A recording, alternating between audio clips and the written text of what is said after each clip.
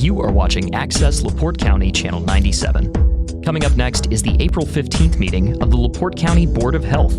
You can find more information for this meeting by visiting www.accesslaportecounty.org.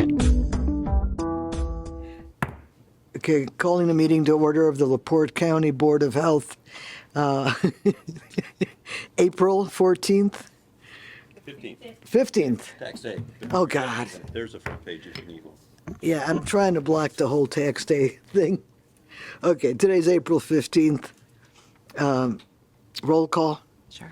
Mrs. Arnold? Here. Dr. Uhas? Here. Ms. Lawn? Dr. Manning Cox? Dr. Nelson? Here. Dr. Pinks? Okay. Thank you. We do have a quorum. Thank you very much. The approval of last month's or the last meeting's minutes, that was February 25th of this year. Does anybody have any comments? A few typos, I think, though, but that's about it.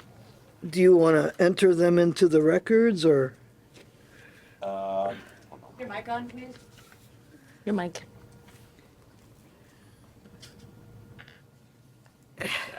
No, I just got a few typos. I don't think they're anything important. Page 3, there's something where it says, Director Laners did not want being attention to one of the programs. It should be bring attention to one of the programs. Okay. On page 3 under Administrator's Report. All right. And that one kind of, there's a duplicate sentence there on or phrase on page 5 as I was going through it. It has been found since the pandemic, it has had a resurgence since the pandemic. You could remove one of those since the pandemics. All right. Well, you guys can adjust that? Yes. Yeah. Absolutely. Correct that. All right. Other than that, any other comments or corrections for last meeting's minutes? If not, do I hear a motion to accept the minutes? You have a, okay. Is there a second? I'll second with corrections. Yeah. All in favor? Aye. Aye. Aye. Anyone object? The ayes have it. Next, public comments. Do we have any public comments? Going once, going twice. Third request for public comments. Hearing and seeing none, we'll move on to our reports. Health officer's report, please. Okay, again, mine's a little bit outdated too because I wrote this a bit ago, but measles cases and deaths, I said it continued to rise. In fact, it's been stuck at 6, which is good for the last little while. So there's been 6 deaths for measles right now. The last number that I saw was 712 known cases, although there's probably more that have not been reported. 2 children have died in Texas and 1 adult in New Mexico. And again, the major issue is the lack of vaccinations. 97% of the cases reported had not had or uncertain if they were vaccinated. And there's an error. What percent was that? I didn't hear you. 97% of people Unvaccinated. are unvaccinated or uncertain if they're unvaccinated. There is a mistake on this. It says 607 deaths. There was 607 cases when I wrote that. So I'm sorry, that was my mistake. So their numbers continue to increase. There's now 6 in Indiana, and I think there's 31 states at least, last I saw, that have cases. I'm not sure there wasn't a few more that since I did that. There is, in addition, if anybody wants to know a little bit more about the measles and what's going on, there are a couple handouts attached to my report. Again, there's some question about how accurate some of the numbers are. In Texas, a lot of the CDC testing stations were shut down. And last read, they were going to start sending people back out to try and get some of the testing stations back up to see where they're really at, but they were shut down because of government cutbacks.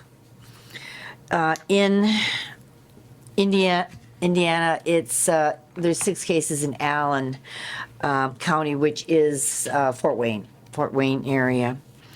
The things that we have normally for years, I've led literally for years led off about COVID and that type of thing. But the COVID, influenza, and RSV numbers are, the diseases are still prevalent, but they're low. They're very low. And of course, coming into spring, they'll probably get even lower.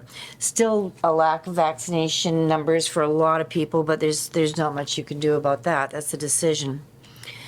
Bird flu. Jenny's got a really good report on bird flu, so I didn't repeat much about it so I'm going to let her talk about that. But it's, we all know what the prices of eggs are. There is also a lot of talk in on the CDC and just out in general about whether fluoridation should be stopped. There's now a couple states that have moved to stop fluorinating the water, and there is a lot of pros and cons, and the CDC is going to start to undertake a fairly extensive investigation again into whether it is still as necessary as it used to be. When it originally came out many, many years ago, it significantly cut down dental caries, which cut down pain for the kids, prices for their parents. I mean, for what the program cost, apparently it was very cost effective for, you will know all about this, you're shaking your head. But now the other thing that they're if you look a little bit on the other side, not because of necessarily side effects from it, but is it as necessary as it was back then? They've shown that the numbers of cavities that were prevented or thought to be prevented by fluoride, I'm sure were prevented, was fairly significant. But now it doesn't seem to have made the same number of changes. And the thinking is, and again, you're going to be able to answer to this too, is that because of all the fluorinated products, there's fluorinated toothpaste, mouth rinse, and all that type of thing. There is talk about it causing neurological disorders. That generally is not been proven. The part of the CDC study that they are talking about starting is going to try and look very hard at, is there any connections with regards to this? But there has been no, that I could find, direct proof of it causing autism or anything else like that. So it's an ongoing issue, and I think there is talk about perhaps we can stop fluorinating the water because of all the other products, but not because of the problems that it's causing. It's just, is it needed anymore? We've moved on from that era. So. But the fluorinated water that we have in our drinking water Right. goes into our body. Yes. The mouthwash and toothpaste we're not supposed to ingest. But again, the numbers have, since it's come out, I don't have an answer for this. I'm not sure if you do, but from what they're looking at for the numbers, looking at, something has improved dental health since fluorination. And at the beginning, it was fluorination. I don't think anybody doubted that. But now there just isn't that big a change in the number of the cavities. The number of cavities that kids have has dropped significantly. So are we dropping it in this? there has not been a move. It's Utah and Oregon. Utah and Oregon, I believe, have. When I wrote this, I remembered, but I don't know. But those two, that's the only two that so far have written. And there are some of the states that aren't doing it, haven't done it for quite a while, because they have some natural fluoridation in their water, so they have not done that. But there's states that have legislation. Doctor, talk into the mic. Thank you. And there are states that have legislation, that's proposed. Right. So that should be coming up Yes. pretty soon. But one thing, there are a number of things that they need to look at as to why those numbers have decreased. Because of the kind of buildup of fluoride in, like, the mothers. When mothers have their babies, the babies get the fluoride through, because they're ingesting some of the foods, the nutrients that the mother intakes. again, that's what this whole point of this study is to try and really understand how important is it to continue to, there's two major, I just read about it today, so I must admit, I don't know, CDC just put it on the website today or yesterday, is that trying to figure out, what you say is, why have the numbers gone down? Why are dental caries better? And is it because that type of thing? Is it because it's better to, more kids go to the dentist and they get different kinds of fluoride treatments there, even if they aren't in areas that are getting fluoride in the water? Or is it things like toothpaste and all that type of thing? So I don't know the answer to that. That's the study that they're looking at. And the other half of it isn't just why are teeth better, but not as much better as it was when it first started. And what really are the downsides of fluoride? And there's a huge study, if it's funded, that they were talking about trying to get going through the CDC. And can I mention one other thing is that there's some waters, commercial waters that are processed with fluoride in those waters. Right. And they're giving out to kids in states where there is no fluoridated water, Right. in order to decrease the, caries, and not only caries, like you mentioned, the man hours lost in children, but also look at the man hours lost with adults and working. Yeah. So the repercussions just go across. Oh, yeah, I mean, again, but they're trying to, I think because of all the opposition coming from different quarters, I think the idea is to try and really put the numbers out there, put the studies out there with regards to the potential side effects that can damage children, newborns, whatever. Is there really any link to autism, for example, that has never been shown? It's never been proven for that, but from anything that I could read about. But trying to get this. Can I mention one other thing? Education is key. There has been no real education in recent years about fluoride. Well, that was, I think, the point of all the study that I got, was that the fact being is they would have the numbers, they would have the whatever information they end up with, that it could be put out as a fairly significant PR for or against, I guess it may turn out to be. So I think that's my report. Thank you, Dr. Cox. Dr. Ducey, anything else? I think that's it. Are there any questions for Dr. Ducey? Question, is it under your purview to talk about the dengue fever? Because it seems as if I had gotten something from the district and from the CDC that that's becoming alarming, that it's spreading a little faster. That's something that we need to start taking a look at.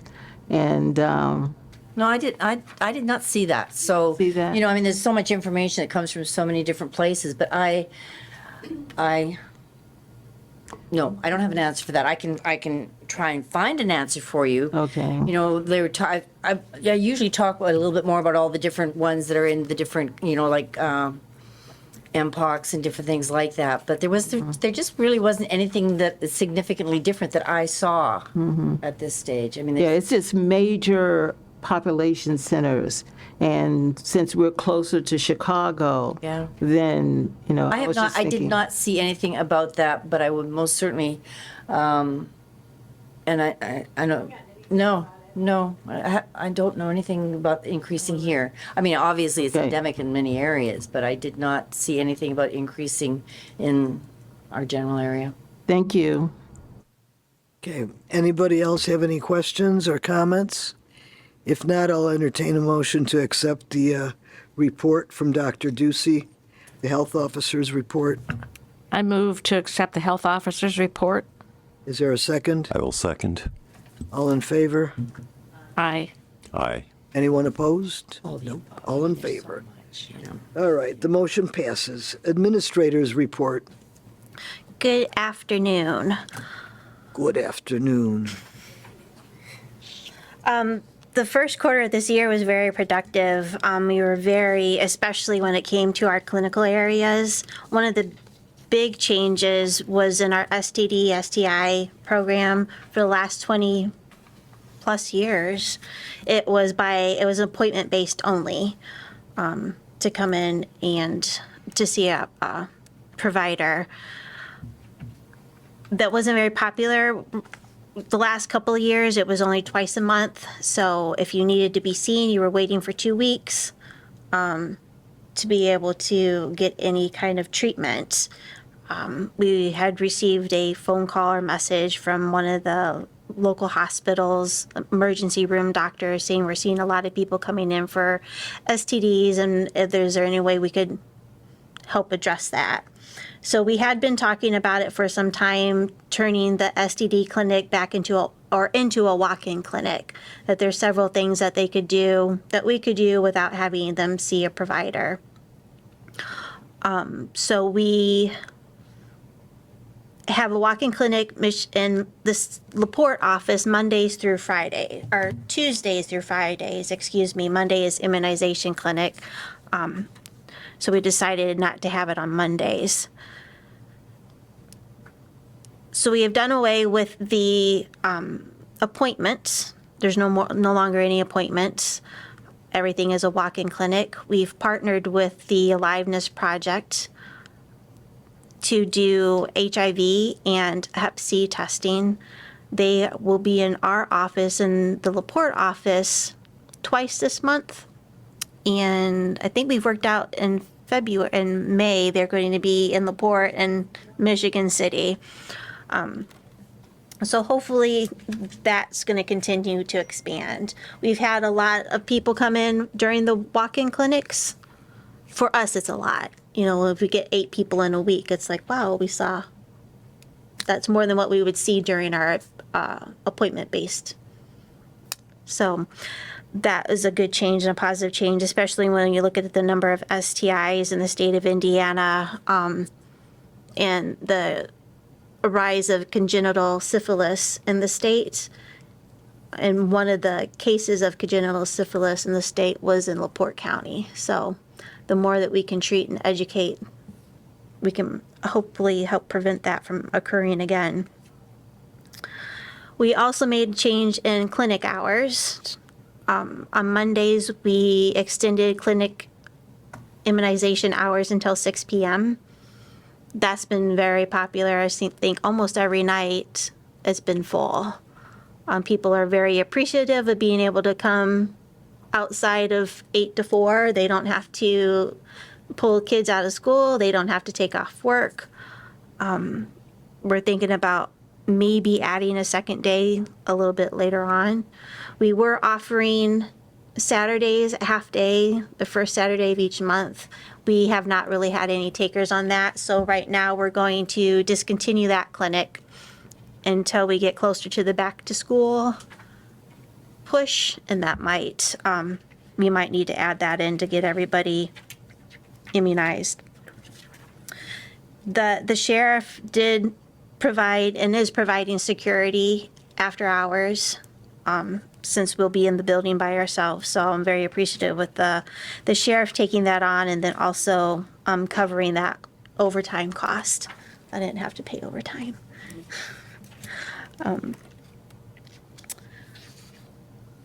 And Laura will be very happy about this one. We're finally going to be able to accept credit cards in the office, Everything that we do is basically cash-based. We do take checks for some limited items within the department for like restaurant permits, food permits, but for immunizations, for our health services was a cash only. So now we'll be able to accept debit cards, credit cards. We are waiting for our training date with the provider, but that is all set up. The program is all set up. I've tested it. It's going to be easy to use. I think it's going to be well received. It'll also allow us to take some payments online, not for all of our services, but for when it comes to permit time for the restaurants, they'll be able to pay for their permit online, and we'll be able to send them their permits. They'll be very happy about that. That's been requested for years. So I'm glad that we've been able to provide that. And the provider that we went with, Tyler Technology, I looked at several, and all the other ones that the other departments use. I wish we all used, there was just one, but every department can pick their own provider. But the Tyler Technology had the lowest cost associated with using the card. So it's a 40-cent fee, and then it's like 1.9% that the consumer is paying. Some of them had a minimum user fee of $5. If you're paying for a $15 birth certificate, it's now $20 plus that percentage. So now our birth certificates, if they use a debit card or credit card, it's like $15.60. So that's one of the reasons we went with that provider. I did have a QR code on there. If you hadn't seen our new website, I know I've talked about it before, but it's very purple, but purple's a good color. That was my one comment, but I like it. Last but not least, Danielle Glasgow and Emma Morse, our school liaisons, have been doing a big push with the Stop the Bleed. We talked about that last time as well. This first quarter, they did 10 different training courses, which the course itself is several hours. We had to purchase additional kits. The school, City of LaPorte, wants to have all of their bus drivers trained. So that's 62 drivers that'll have a kit on the bus. So that makes me feel a little more comfortable, and I don't have kids on a bus. So I think that's an awesome training that they've been able to provide. And they actually have one tomorrow. They're heading out to South Central to do another training down at that school. I know it's not first quarter, but briefly, Friday was the last day to submit an application for our Health First Indiana funding that we're offering to the community, grant-based. We did receive 16 applications. The ask for funds was anywhere from $5,000 to over $300,000 for projects for this first year. That these funds have to be used by the end of this year, so December 31st.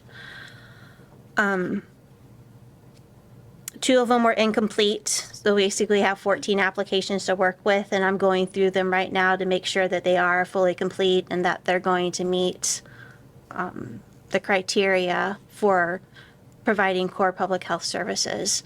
And Dr. Manning Cox will be happy that one of them does address student health and dental issues.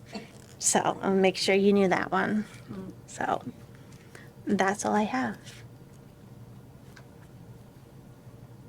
And dengue fever really quick. There are some pockets that are mosquito-based that are breeding in the U.S. in Texas and Florida, but there usually is a couple thousand of travel cases a year that come into the United States. But I hadn't seen anything either recently, but they may be prompting all of us because mosquito season is coming.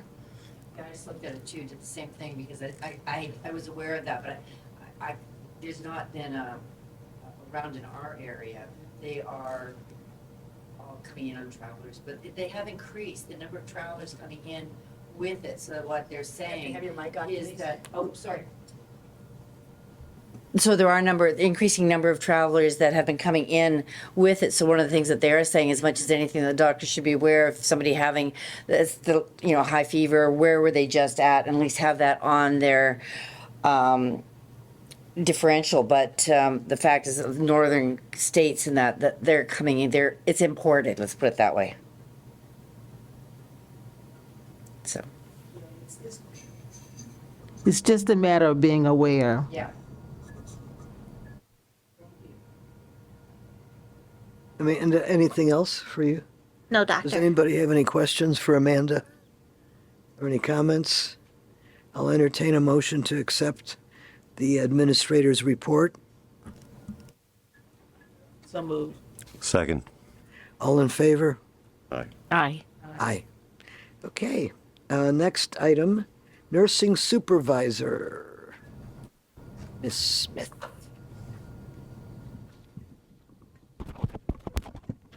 Good afternoon. Good afternoon. It's on, okay. Good afternoon. Good afternoon. So as Amanda mentioned about the clinics, I just want to add that we are going to start hopefully using a program soon called My Visit that's available through the state of Indiana.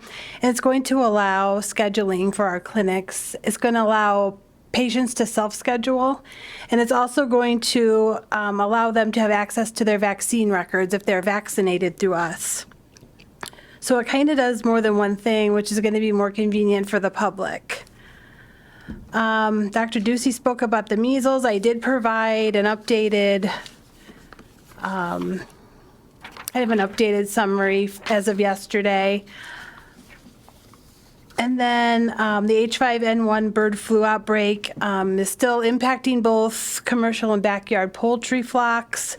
I did provide a handout, which was current as of yesterday. It kind of looks like this, with the affected flocks from Indiana and how many birds affected and the type of operation that the birds were part of. Nothing really close to us. Elkhart County is probably the closest one to us, but nothing in LaPorte County as of now. And then a little bit about our quarterly statistics that's also included in your packet. For the laboratory services, we saw 45 clients with 1 reportable result. We did 10 pack and play safe sleep education programs in the first quarter. We provided 150 clients immunizations for a total of 353 total immunizations, 10 clients for international travel. We did 23 lead tests with 3 outside reports and 4 home visits. 18 clients for confidential services, which is more in the first quarter than we did all of last year. So as Amanda mentioned, that clinic is it's becoming more popular, which we are glad for. We did 97 TB tests, and there were 65 communicable disease reports. And I believe that's it, unless anyone has any questions for me. Are you doing TB skin tests or We are quantiferon TB still? skin tests, yes. Any other questions? Any comments? I'll entertain a motion to accept the nursing supervisor report. I'll move to accept the nursing supervisor's report. Do I hear a second? I'll second. All in favor? Aye. Aye. Aye. Anyone opposed? The ayes have it. The report is accepted. All right. The next is Environmental Health Food Division Supervisor. Good afternoon. Good afternoon. Afternoon. The first quarter numbers, we had 31 environmental complaints, 23 septic permits, 26 septic repair permits, and 37 well permits. We had 11 tattoo permits that were issued, 40 tattoo artist permits that were issued. Those are renewals for the new year, and 8 tattoo inspections. 14 pool inspections were done. We provided 12 radon test kits that were given out. January is radon month, so they were given out in January. There's still some left over from that if you know anybody interested. We did 14 food complaints. 399 food inspections were completed, and 10 temporary food inspections were done, and 11 plan reviews for new establishments. The new establishments are always on the first report that you were given. 3 lead assessments were done, and the water lab did 353 bacteria samples, 67 lead, 117 certified nitrate, 119 arsenic samples, 5 iron, and 11 nitrite. The food inspection department has been given the new food code for the state of Indiana. So tomorrow, the old code is being rescinded. They told us 3 weeks ago that the new code was going to be effective on April 16th. So we've been working very hard trying to get this ready to go for tomorrow. The new food code is completely different than the old code. It's being done completely different. All the inspections are done completely different.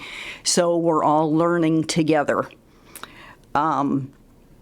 We have hired 3 interns for the summer. The first one will be starting on May 12th. We have 2 that are college students, and 1 is a senior in high school.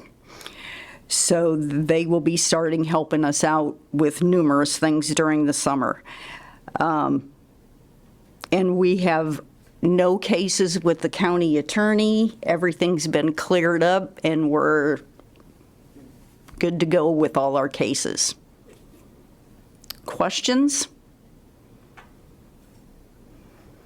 Does anybody have any questions?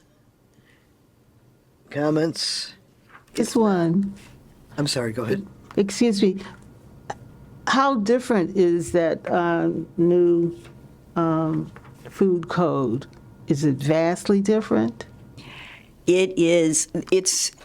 There's about 50 new violations that were added from the old code, but the way the inspections are being conducted and the inspection form is completely different than before. So we're learning the new way, how it's going to be. The criteria is different. Before we did critical, non-critical violations. Now they're putting them into 3 different categories instead of 2. So now it's priority, foundation, and core. So the critical and non-critical is gone. This is the FDA update. This is how the FDA does it. So the state of Indiana is adopting that new form and the new way. So everybody's learning how to do that, but tomorrow's the first day. Okay. Yeah, it'll be interesting to note if there are any differences, any appreciable, decreases in the numbers or increases. Yeah, it's very different. So the actual new part of the code will not actually be enforced until January 1st. So this is the acclimation period, and then we're going to introduce everything. All the establishments know it's coming, and they know tomorrow's the first day, but nothing's being cited, nothing's being written until January 1st, the new items. So we'll be training all the establishments. I think it was 667. Okay, so we'll know the impact next January. Right. Okay. Yep. Thank you. Thank you. Okay, so any other questions or comments? Then I'll take a vote. I have a comment, Doctor. I'm sorry. Just real quick, since the state has adopted a new code, that also means that we'll have to update our food ordinance. So that'll be coming to you sometime this year.